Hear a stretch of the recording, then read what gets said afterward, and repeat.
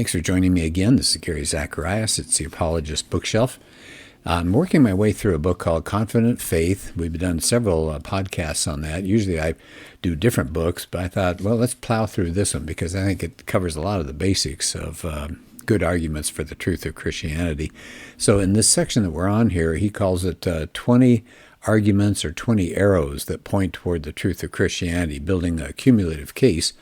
And we've already covered some of these. Arrow 1 says pointing to Christianity and the God of the Bible is the design in the universe, the fact that we've got a universe, the fine-tuning of the universe. We've seen that. DNA, number 3, arrow number 3, DNA is information. Where do you get information? From a mind. Arrow 4, the beginning of the universe. It had to have a beginning. Number 5 was the sense of morality. Why do we think something is actually wrong and right unless there's some kind of standard beyond us? So I think that's a good one too. And then arrow number 6 was beginning a section here where he talks about evidence for the Bible, pointing toward the truth of Christianity. So arrow 6, the Bible shows itself to be a uniquely consistent religious book. We covered that one already. You think about that. I mean, it's pretty amazing. 66 books in the Bible, written over something like 1,500 years, about 40 authors in different languages, all over the place, and all these different topics, and yet it tells a unified story. You don't know, you can't think of any other book that does that. It's just amazing. Arrow number 7, we covered that last time, was the Bible being a uniquely historical book, and to the fact that the New Testament, for example, was written very close to the time of the events, unlike the Quran or the Book of Mormon. Okay, so let's pick up. Here's arrow number 8. Mittelberg says the Bible is a uniquely preserved work of antiquity.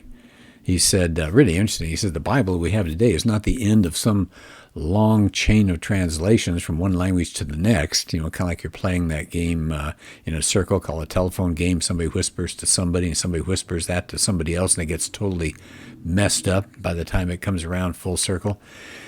Well, so we don't have, for example, from the Greek to the Latin, and then from the Latin to the German, and from the German to the English, and so on, in a linear fashion. That's not true. What we have today in the Bible is a direct translation going all the way back to the original languages, Hebrew in the Old Testament and Greek in the New Testament. So every good version goes as far back as possible. So that's why, for example, the King James Version of the Bible, some people land on that and they say that's the best one. Well, they had pretty poor manuscripts to look back on at that time. But we've discovered so many more ancient manuscripts that now when people do a Bible translation, they can go further back, way further back, and have so many more choices to look at, different manuscripts, than they had for the King James Bible. He says here that for the New Testament, we have something like 5,800 copies of early Greek manuscripts or partial manuscripts, and about 20,000 more in other languages. So you talk about a lot of ways to look and double check it. It says we have more copies than we have for any other ancient work. Dan Wallace, I like him a lot. Look him up sometime if you have a chance. He does YouTube debates with different people about the reliability of the New Testament. He's a textual critic. And he says we have an embarrassment of riches compared to any other Greek or Latin scholar or anything like that. So we have so many copies. Now that brings up a problem, though, doesn't it? That there are a lot of differences, but these differences are mostly insignificant. We don't have differences like one part of the one manuscript says Jesus died and that was it. He just lay in the grave and rotted. And another manuscript says he rose from the grave. We don't have huge differences like that. They're very, very minor. I like, there's a quote here from Sir Frederick Kenyon. He was a British scholar, one-time director of the London Museum, and here's what he had to say. The last foundation for any doubt that the Scriptures have come down to us substantially as they were written has now been removed. Both the authenticity and the general integrity of the books of the New Testament may be regarded as finally established. So that's a really good arrow, isn't it, to point toward the truth of the Bible? It's a well-preserved book, compared especially to a lot of the others. How about arrow number 9? What's another reason we can believe in the Bible? Archaeology says that the Bible is a verified book. And he gives an example like the Hittites People said, oh, Hittites, who's ever heard of them? They're only in the Bible, but they've researched them and found the Hittites. He mentioned Sir William Ramsay. He was a great archaeologist about 100 years ago. He started out as a skeptic, doubting a lot of the things in the New Testament. But then he spent something like 30 years of his life tracking down and confirming all sorts of examples of claims in the Gospel of Luke, and he kept checking it out. And in the book of Acts, too, which is Luke's second work. And here's what Ramsay finally concluded. And it wasn't necessarily what he wanted to find, but this is what he found. Luke is a historian of the first rank.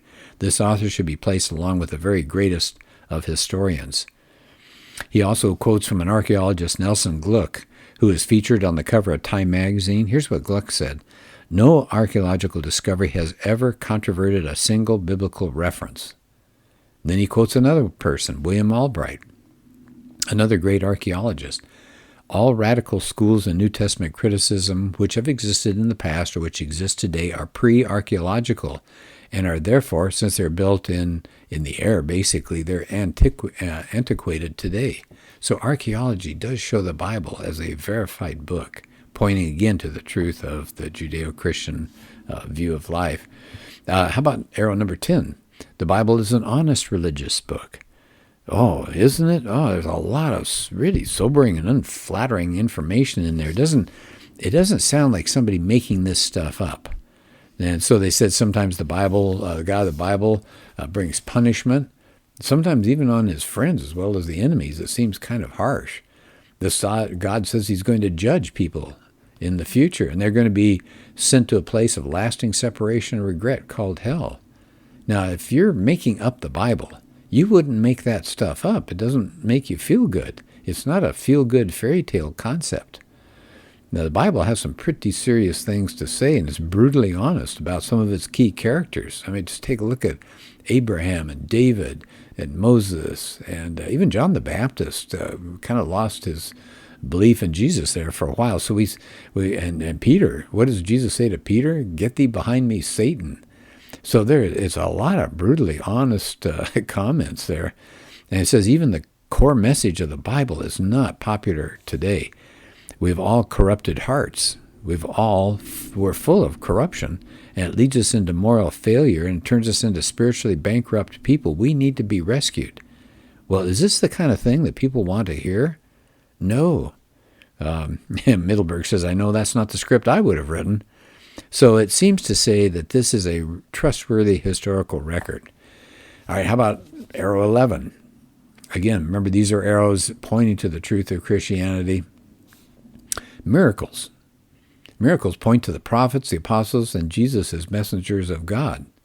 So he says, it's interesting that if you say the Bible is credible as far as a piece of history, but the Bible reports events that are explainable only through supernatural means. Events like miracles. I mean, think about turning water into wine, walking on water, calming storms, multiplying some fish and loaves of bread to feed thousands, healing people, restoring sight, and on and on. And people will say, wait a minute today. Miracles are impossible. They're breaking the laws of nature. That can't happen. So Mittelberg says, well, let's think about this. Many miracles are actually natural events that they're just timed in supernatural ways. They don't break any laws of nature. So Jesus goes out, for example, in a boat during a storm. He stretches his hand out, and the wind and the waves calm down. Now, a storm ending is not out of the ordinary. All storms finally end, but it ends when Jesus commands it to, and that's miraculous. He says, well, why don't we think about what a law of nature is? Because everybody says, well, you're breaking a law of nature when you have a miracle. Well, what is a law of nature? They're not inviolable principles. They are generalizations. They're patterns. They're descriptive, not prescriptive. They're descriptive. They just said this is what tends to happen. It's the way things normally happen, not the way they must happen. But he says if it was God who set these things up, then it shouldn't be any problem for him to do something a bit different now and then. So I thought that was a good point. He says, when you start doubting miracles, he said, how about this? Don't make up your mind before you see the actual evidence. How should you examine a miracle claim, he says? Find out what the witnesses saw. What made them think it was real? Did other witnesses agree on the details? How did they test this miracle? How did they think about it critically? Did they stick with their story over the long haul? How did critics react? What kind of evidences were brought against it? Were any of those critics, did they change their minds? It says, open your mind. Just investigate. Let the evidence guide you to the truth about the matter. Now, it says, kind of interesting, that Jesus' miracles were not contested by his enemies. The Talmud says Jesus was a sorcerer. Well, what's that saying? That he was basically doing some miraculous things. As far as miracles go, I heard of something that I thought made a lot of sense. If you have a baseball in your hand and you are standing and you turn your hand over and release the baseball, what's going to happen? The law of gravity will take effect, won't it? And down goes the ball until it hits the ground. But what if you turn your hand over, release the ball, but then you swoop in with your other hand and you catch the ball before it hits the ground? Did you break the law of gravity? No. You interrupted it, but you didn't break it. It's still the law. If you let it go, it'll still hit the ground. So that might be a way of thinking about miracles as well. Okay, let's go to arrow 12. Another way to think about the Bible as being an actual book from God, fulfilled prophecies. It's a divinely inspired book, according to Mittelberg, and it points to Jesus as the unique Messiah of God. I mean, you think about, let's take, how about Isaiah 53? You think about all those things that it talks about the suffering servant. That sounds like Jesus. It's an amazing prophecy about the suffering of the Messiah, but it was written hundreds of years before that. It says this Messiah would be pierced for our rebellion, crushed for our sins. He was beaten so we could be whole. He was whipped so we could be healed. Another prophecy says people will look on the one whom they've pierced and mourn for him as for an only son. They will grieve bitterly for him as for a firstborn son who has died. These descriptions were written so long before the life of Jesus, but even before crucifixion had been invented. And Jesus, when he's on the cross, do you remember he cries out, Psalm 22, my God, why have you forsaken me? It says when you look at the rest of that psalm, you see it predicts the details about the death of the Messiah. Things like people insulting him as he's dying. He's being poured out like water. His bones are out of joint. This is all Psalm 22. My strength is dried up. My tongue sticks to the roof of my mouth. You lay me in the dust of death. I mean, a lot of that stuff really does sound, and they divide my garments. That sounds pretty close to what happened to Jesus. So we have predictions all through the Bible that lay out the timeline for the Messiah. And we get, for example, the place of the Messiah's birth. That's going to be Bethlehem. He's going to be in the lineage of King David. He's going to be born of a virgin. His deity is mentioned. He's going to be rejected by his own people. He'll be betrayed for exactly 30 pieces of silver. He'll have extreme suffering and disfigurement. He's going to have death that will benefit others. His burial will be in a rich man's tomb, and his resurrection. It says those are some of the most prominent predictions. And, of course, if you want, you can email me, gary.zacharias@gmail.com, and I'll send you a list of 20 or 30 of these prophecies in the Old Testament, how they're fulfilled with Jesus. And you think about it, Jesus could maybe arrange a few of those to make it look like it was him, but he can't arrange the way his death occurred. He couldn't arrange where he was born. He couldn't arrange what lineage he would be part of. So I think this is amazing stuff. This is Jesus couldn't, I'm back to the book here, Mittelberg says Jesus could not manipulate circumstances to fulfill all of these predictions. There's some Jewish man who said somebody did the math and figured out the probability of just 8 of these messianic prophecies being fulfilled is 1 chance in 100 million billion. Says that's greater than the number of people who've ever been on this planet. Okay, so that's another part of these arrows here that we've talked about. Let me stop at this point. We still got a few more arrows to go, so I'll probably do another 3 or 4 podcasts on this book. I think it's a good book. It's rich. It's got a lot of material in there that you'll enjoy, and you can certainly skip around to parts of it. But the first part looked at different worldviews and showed some of the problems with them.